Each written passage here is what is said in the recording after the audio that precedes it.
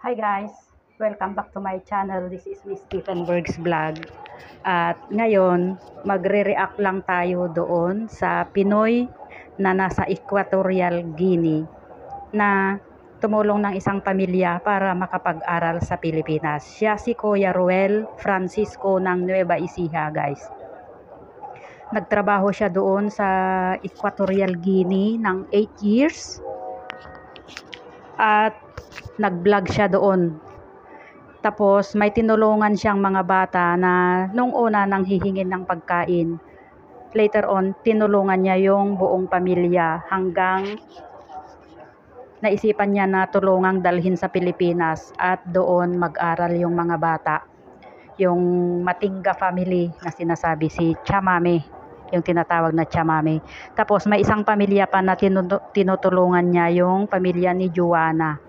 Pero ang sabi niya, susunod daw yung pamilya ni Joanna na pupunta ng Pilipinas. Kasi yung anak ni Joanna na lalaki, si Wesley, may mag-i-sponsor at pag-aralin siya hanggang sa gusto niya. Kaya napakagandang example yung ginawa ni Kuya Ruel o kaya Amigo Ruel, kasi yun yung tawag niya.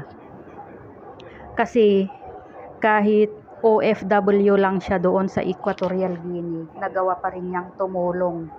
Araw-araw, linggo-linggo siyang tumutulong, guys, na magpakain, magpa-feeding.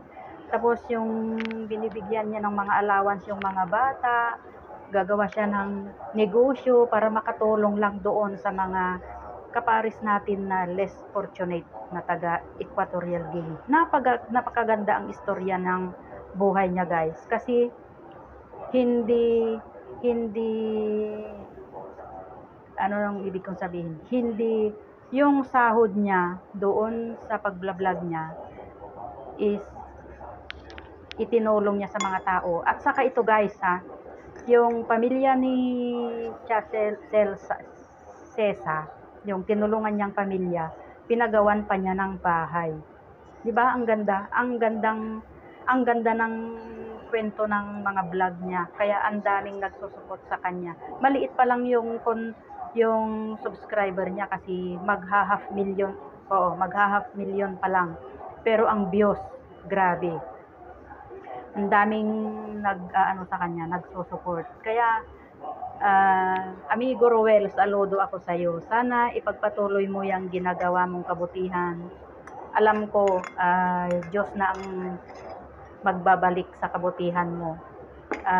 Sana ipagpatuloy mo pa rin yan, kasi marami kang napapasayang bata, marami kang napapasayang pamilya.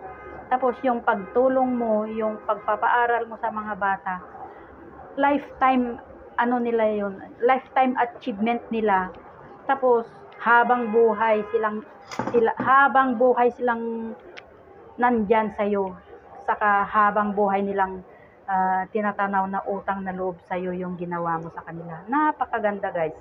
Napakaganda ang kwento ng buhay ni Amigo Ruel Francisco. Kaya God bless you, Kuya Ruel.